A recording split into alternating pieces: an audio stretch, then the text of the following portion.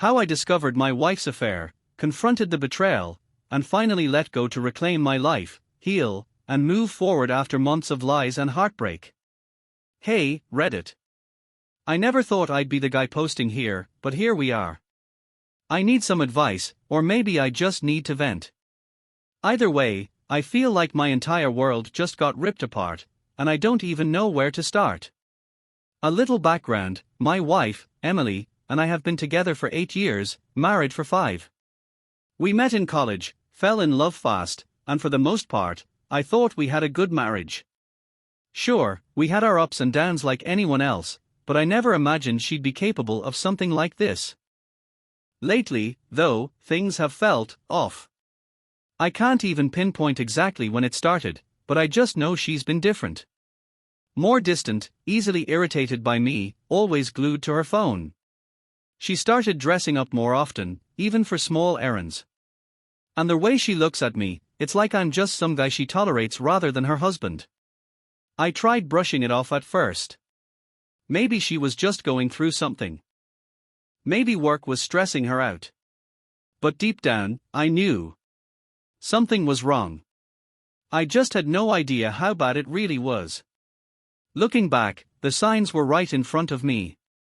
I just didn't want to see them. Emily had always been a little secretive with her phone, but it got worse over the last few months. She started taking it with her everywhere: bathroom, laundry room, even out to the mailbox. If I so much as glanced in her direction when she was texting, she'd tilt the screen away. And if I asked who she was talking to, just work stuff or my sister became her go-to answers. Then there were the late nights. At first, she'd tell me she was staying at the office to catch up on work. She's in marketing, and her job can be demanding, so I didn't question it. But it started happening more often, sometimes 3 or 4 nights a week. And when I suggested dropping by with dinner, she got weirdly defensive. Said she didn't want to mix work and home and that it would make her look unprofessional. And the intimacy, or lack of it. We used to be all over each other, but lately, it felt like I was living with a roommate instead of a wife. She always had an excuse: too tired, too stressed, not in the mood. At one point, I even asked if something was wrong, if she wasn't happy. She rolled her eyes and told me I was overthinking everything. I wanted to believe her. I wanted to believe that I was just being paranoid, that I was reading too much into things. But my gut wouldn't let it go. Something was off, and I was about to find out exactly what it was. The moment everything started unraveling for me was a random Wednesday night. Emily had told me she'd be working late again, and I was home alone, scrolling through Netflix, trying to distract myself. Around 10 p.m., I heard her car pull into the driveway. I didn't think much of it at first, until I looked out the window. She was sitting in the driver's seat, parked, but she wasn't getting out. Instead, she was on her phone, smiling. Not just any smile, that smile. The one she used to give me when we were first dating. The kind of smile that says you're the only person in the world I care about right now. My stomach dropped. I watched for another minute, my heart pounding, before she finally put her phone down and stepped out of the car. I quickly sat back down on the couch, pretending like I hadn't seen anything. When she walked in, I greeted her casually. "Hey, how was work?" She hesitated, just for a second. Then she put on this overly bright smile. "Exhausting. I'm gonna go shower." She barely looked at me. I sat there, staring at the door after she walked away, my mind racing. I felt sick. I knew something wasn't right. I didn't have proof, not yet, but I had this gut-wrenching feeling that my wife was lying to me. And I was right. That night, I couldn't sleep. Emily was curled up beside me, breathing evenly, like she didn't have a care in the world. Meanwhile, my mind was spinning. Who had she been texting in the car? Why was she smiling like that? Around 2 a.m., I couldn't take it anymore. I knew it was wrong, I knew it would make me look like the bad guy, but I grabbed her phone. She always kept it locked, but I knew her passcode. Or at least, I thought I did.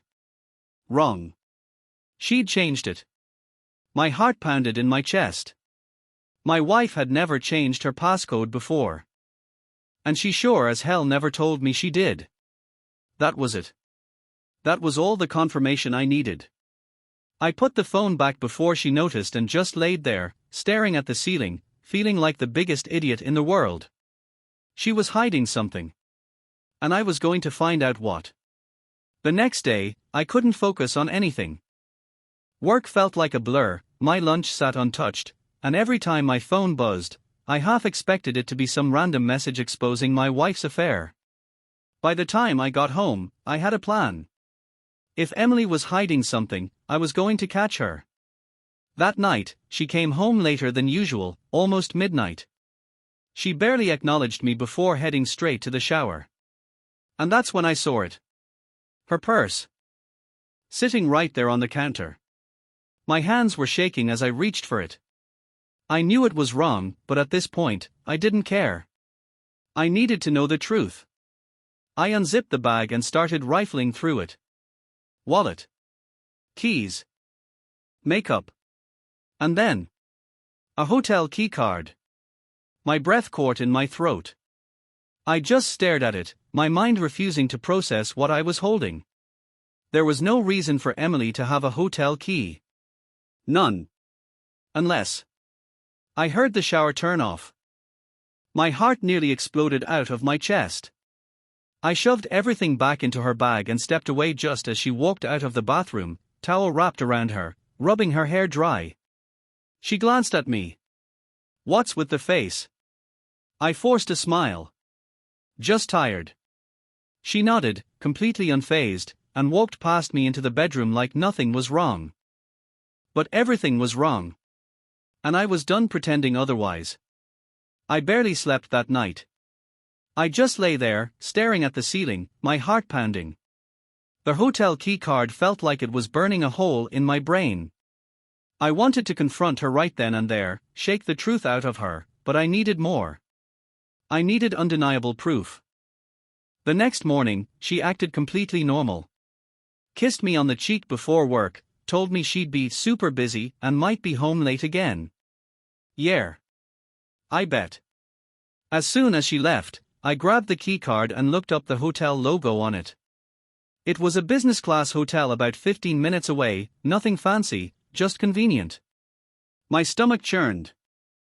I couldn't believe I was actually doing this, but I had to know. I drove over, walked up to the front desk, and took a deep breath. "Hey, my wife stayed here recently, and I think she left something in the room.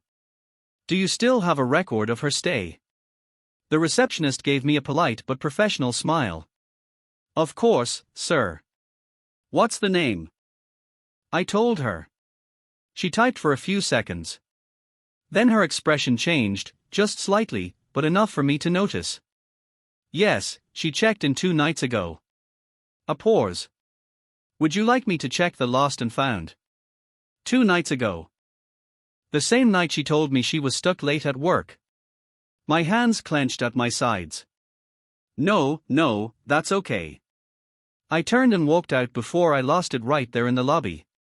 She had lied to my face. She had spent the night at a hotel. And unless she suddenly developed an expensive sleepwalking habit, she sure as hell wasn't there alone. I gripped the steering wheel so hard my knuckles turned white. I had my proof. Now, it was time to confront her. By the time Emily got home that night, I was ready. I sat in the living room, gripping the hotel keycard so tight it felt like it would snap in half. My heart was pounding, but I forced myself to stay calm. I wasn't going to let her gaslight me out of this. She walked in, all casual, tossing her bag on the counter. "Hey," she said, barely glancing at me. "Long day. I'm gonna shower real quick." "No, you're not," I said, my voice steadier than I expected. She paused, giving me a look. "What's your problem?" I held up the keycard. "You want to explain this?" For a split second, just a split second, I saw panic in her eyes. But then, like flipping a switch, her expression changed. She rolled her eyes and scoffed. "Jesus, you went through my stuff." That's seriously messed up. I stood up. Are you cheating on me, Emily? She crossed her arms, sighing dramatically like I was some annoying child. Oh my God, no. I had a work event, okay? Some of us actually have jobs that require networking. At a hotel. I shot back. Yes, at a hotel, she snapped. It ran late, and the company booked rooms so we didn't have to drive home exhausted. But I guess my own husband thinks I'm some kind of whore, right? My blood was boiling. Then why didn't you tell me? Because I knew you'd do exactly this, she shouted, throwing her hands up. Act all paranoid, accuse me of things I'm not doing. God, do you even trust me? I stared at her, my mind screaming at me. This was classic Emily, twisting things, making me the bad guy. But this time, I wasn't backing down.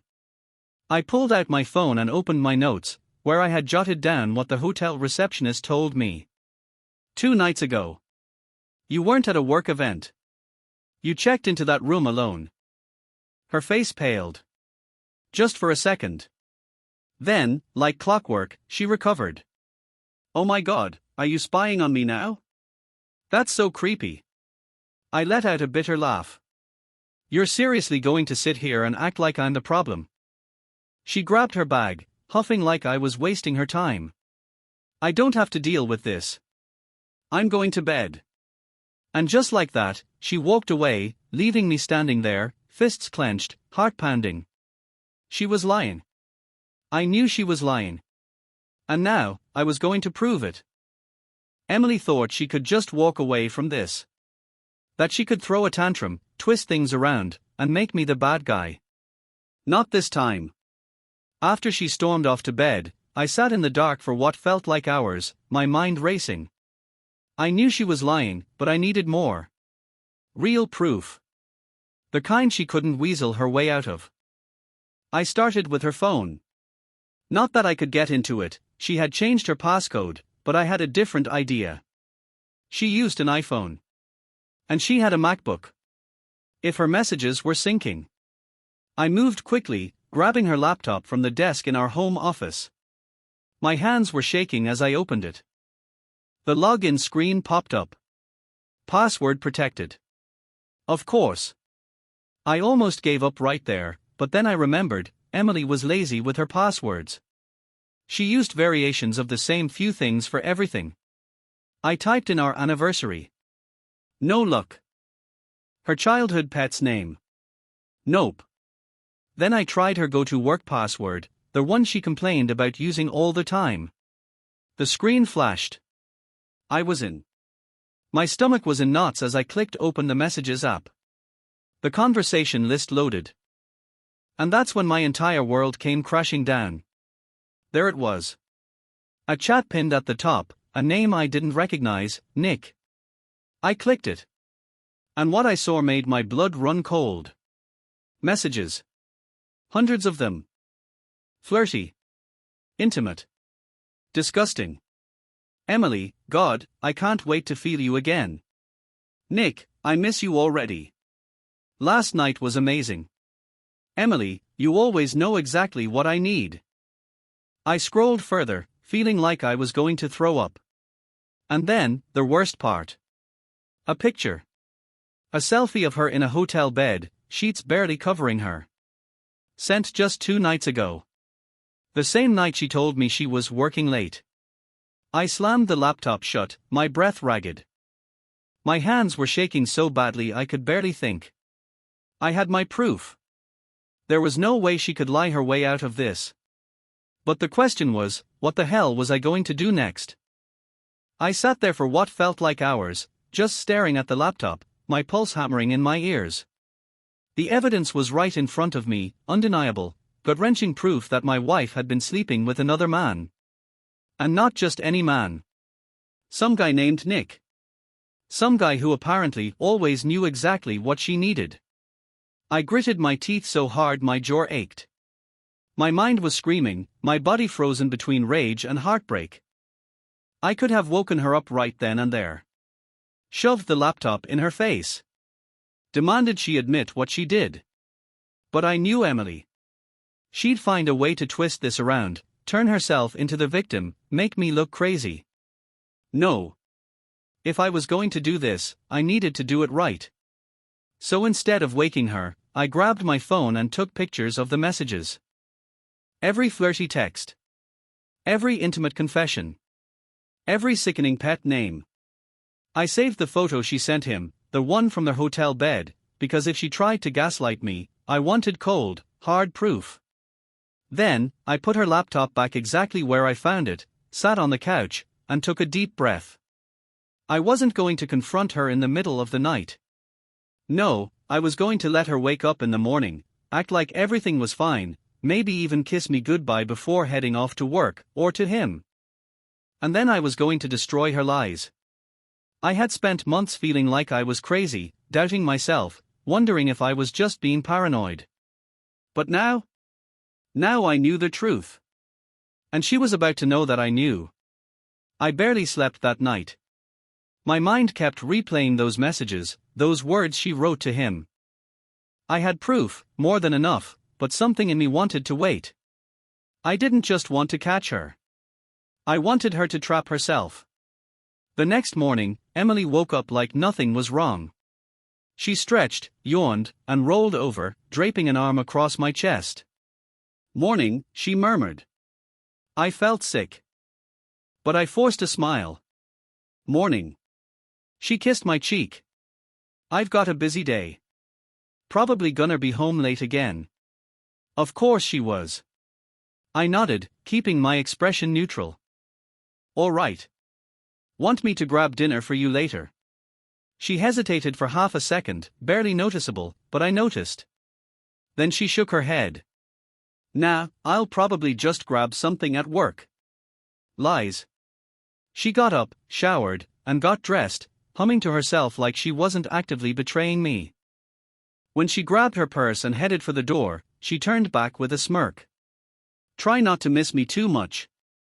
I clenched my jaw and forced out a chuckle. "I'll survive." She left. And the second the door shut, I sprang into action. I was done playing defense. It was time to go on the attack. First, I called my job and took the day off. No way in hell was I sitting at my desk pretending like my life wasn't falling apart. Then, I started digging. I went through our phone records, something I had never done before because, trust. And what do you know? Her call logs were filled with one number over and over. Late at night, early mornings, even during work hours. Nick. I copied the number. Then I checked our shared credit card statement. Hotel charges. Restaurants I had never been to. A jewelry store. I felt like I was going to be sick. But I wasn't done. Because I had one last move to make before I confronted her. And it involved finding Nick. It wasn't enough for me to know Emily was cheating. No, I needed to know the guy she was cheating with. I needed to see his face, hear his voice, and understand exactly who he was, and why my wife thought he was worth betraying me for. So, I took a deep breath and pulled up the number from her call log. The same one that had appeared on our phone bill over and over again. I was already shaking by the time I typed it in. The phone rang once. Twice. Then a voice picked up. "Hello." It was a guy's voice. Not what I expected, honestly. I had imagined someone who sounded older, someone maybe more like a slick, smooth-talking douchebag, but this guy sounded normal. Regular. "Who is this?" I asked, my voice low but steady. There was a pause on the other end. "Oh, who's this?" I couldn't stop myself. "You know damn well who this is. You're sleeping with my wife." The guy on the other end hesitated, and I could practically hear the gears turning in his head. Then, he spoke in a much quieter voice. "Look, man, I don't want any trouble. I think you've got the wrong guy." "Oh, really?" I shot back. "Then explain the dozens of calls and hotel visits. Explain the texts she sent you, your texts. Explain the pictures." I heard him suck in a breath. "Shit," he muttered. She told me you two were separated. Separated. I repeated, my voice growing louder. Are you kidding me? She's been lying to you, too. Look, I cut him off. No, don't look. You're sleeping with a married woman, dude. I don't care if she's been telling you some sad sob story about how awful our marriage is. You're still a piece of shit for doing this to me. There was another long pause. Then, the guy sighed. You're right. I fucked up. I thought she was telling me the truth. I'm sorry, man. I was so angry I could barely see straight. But the part of me that wanted answers, wanted closure, needed him to keep talking. Where was she 2 nights ago? I demanded. Oh, she was at the hotel, he said, almost reluctantly. She told me you were out of town. I could feel my blood boiling. You're a damn idiot. She's been lying to both of us. And you're gonna let her walk away from this scot-free. The guy went quiet for a moment. I don't want any more trouble. I didn't mean to hurt you. I never wanted to get involved in any of this. Yeah, well, it's a little too late for apologies. I hung up without saying another word. I had the answers I needed. The truth was clearer than ever, and it was as ugly as I could have imagined. But now, it was time to face her. I wasn't just going to catch her in a lie anymore, I was going to make her own up to everything. And when I did, I was done. I wasn't going to let Emily spin her lies anymore. The time for playing games was over. I knew everything, everything. When she walked in that evening, I could tell right away something was off. She looked at me like she was trying to gauge my mood. But I wasn't going to give her that. I had nothing left to hide. Hey, how was your day? She asked, her voice trying to sound casual. Don't play dumb, Emily. She froze. Her eyes narrowed, and for a brief moment, I saw a flicker of panic. But she quickly covered it up with a sharp sigh. What now? I didn't say anything at first. I just stood up, walked to the kitchen counter, and grabbed the hotel keycard, her key to lies and betrayal. I dropped it in front of her with a loud clink. Care to explain this again? Her face went pale. For a split second, I saw her panic, but she quickly snapped back into her usual defensive stance. I told you. That was for work. You're overreacting. I scoffed. No, you're overreacting. You can't keep pretending this is all innocent. I called the hotel. I spoke to Nick. I have all the proof I need. Her mouth opened, but no words came out at first. She tried to form an excuse, but it was too late. The silence between us was thick with the weight of everything I had discovered. I know about the texts, the pictures, the hotel room. I know you've been lying to me for months, and you expect me to just sit here and pretend everything is fine. Are you that delusional? She opened her mouth, but I wasn't done. You are the one who's been lying. You're the one who's been sneaking around behind my back. And you're the one who's been making me feel like I'm the crazy one. Well, guess what? I'm not crazy. I'm just not stupid anymore. For the first time, Emily didn't have an answer. She just stood there, stunned. I could see her mind racing, trying to find a way to worm her way out of this. But there was no escape. Finally, she spoke. Okay.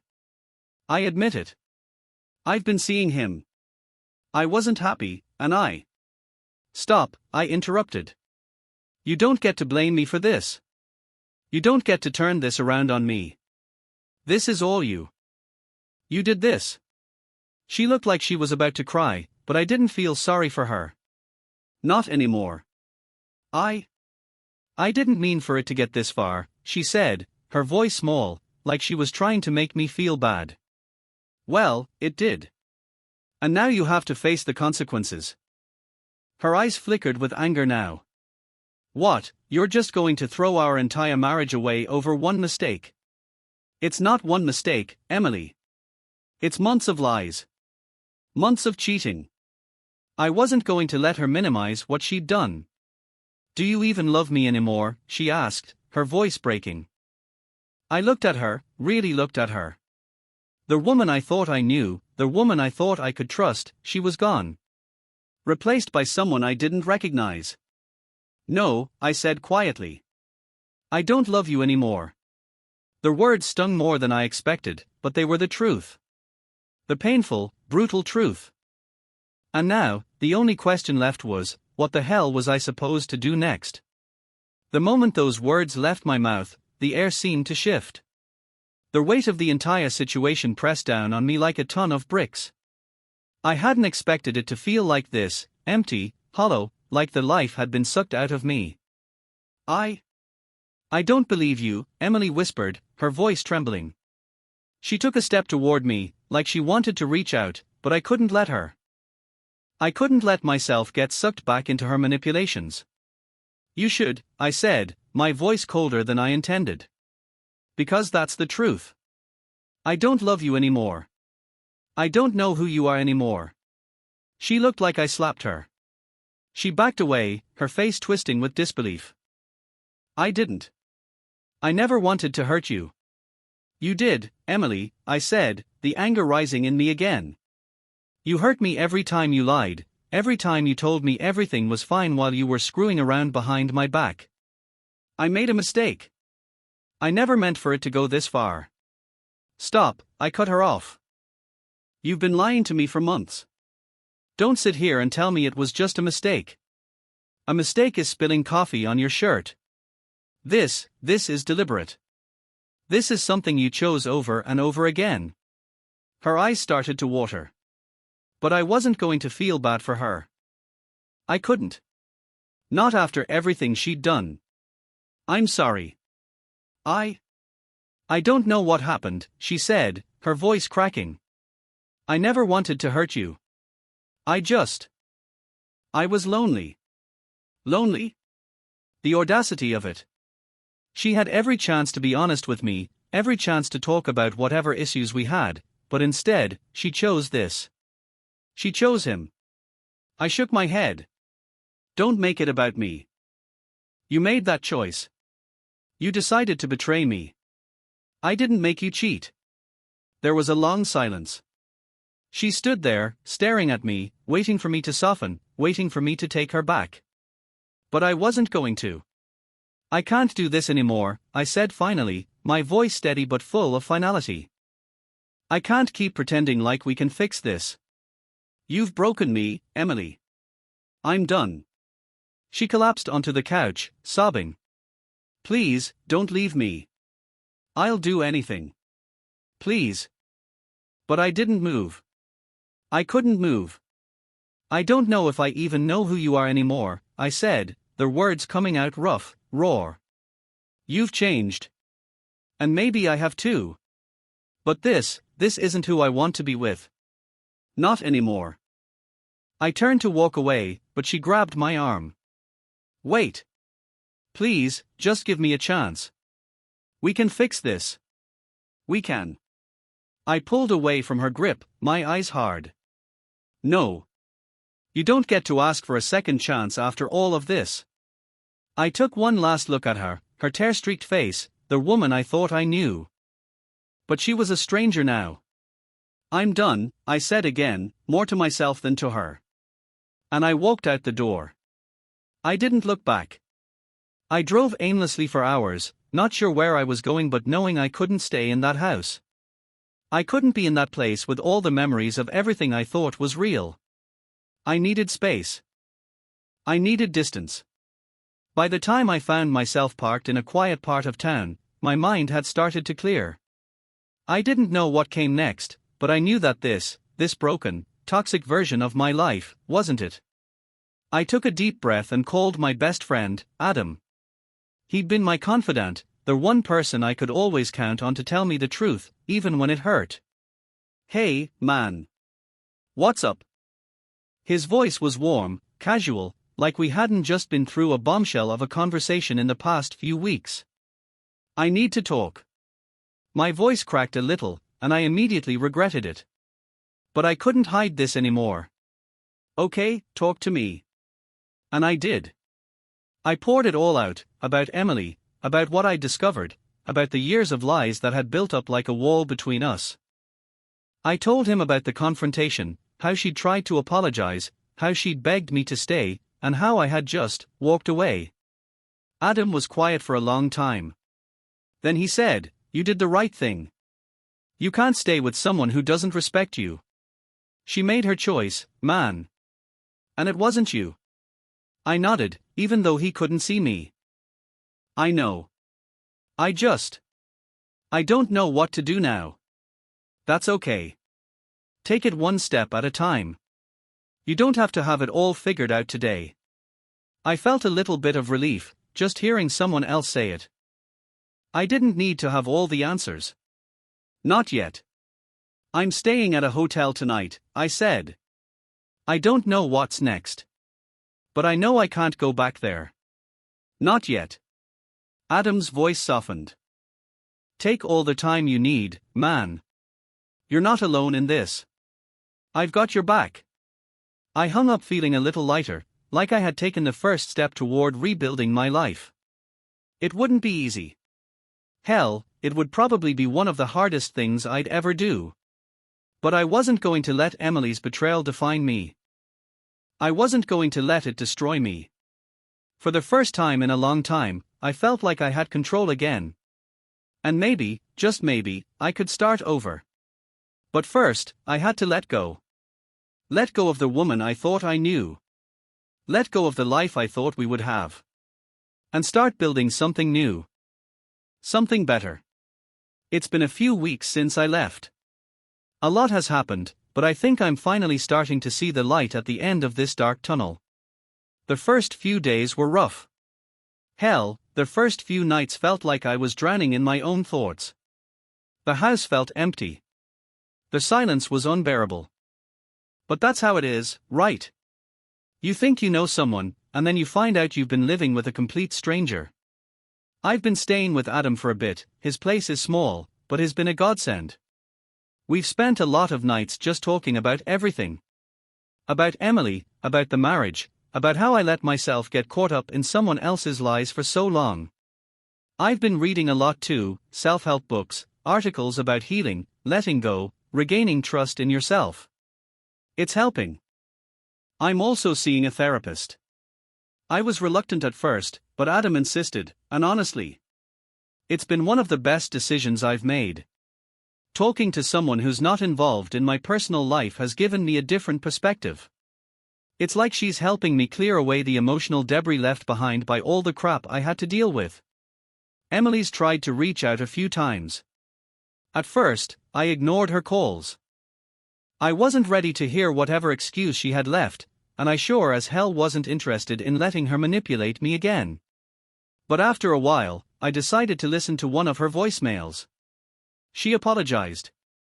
She said she was sorry for everything and that she still loved me, that she was willing to work on our marriage if I'd just give her a second chance. But the more I thought about it, the more I realized, no. I couldn't go back. Not after everything. It wouldn't be fair to either of us. I'd be staying out of guilt, not love, and that would never work. I finally sent her a text last week. Short and to the point, "I can't do this anymore, Emily. I'm done. Please respect that and stop trying to contact me." I haven't heard from her since. I'm sure it's hard for her, but honestly, I have to take care of myself now. I've started making plans for my future, little things at first, like looking into new places to live, getting back into a routine. I even started picking up some hobbies again. It feels good. I feel like I'm finally reclaiming parts of myself that I thought were lost forever. If there's anything I've learned from all of this, it's that I have to put myself first. I can't keep living in the shadow of someone else's mistakes. I can't keep letting someone who doesn't respect me take up space in my life. To anyone out there who's going through something similar, don't ignore the signs. Don't wait until it's too late to trust your gut. And if you find yourself stuck in a situation like mine, where your trust is shattered and the lies pile up, you're not crazy for walking away. You deserve better than that. I'm not sure what the future holds, but for the first time in a long time, I'm starting to believe that maybe it's going to be okay. Maybe better than okay. And that's a good feeling. A hopeful one. I'm moving forward, one step at a time. And I'm not looking back.